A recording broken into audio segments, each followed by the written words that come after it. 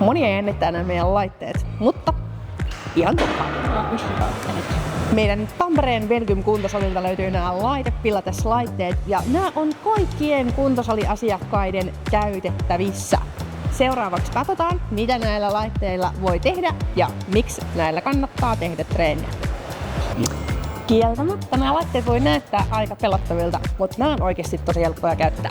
Täällä on jouset, joista saa säädettyä vastusta. Nyt mulla on tuolla 2 jousta.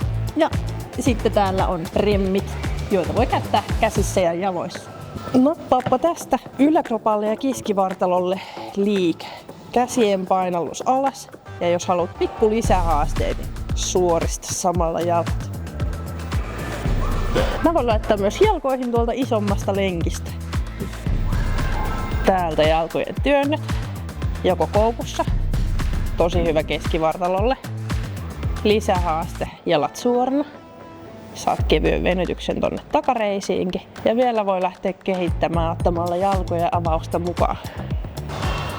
Meiltä löytyy myös muita laitepilates-laitteita. Ja hei, meillä järjestetään myös laitepilateksen ryhmäliikuntoja ja kursseja. Tuu nappaa tarkemmat treenivinkit paikan päällä. Nähdään Belgiumilla.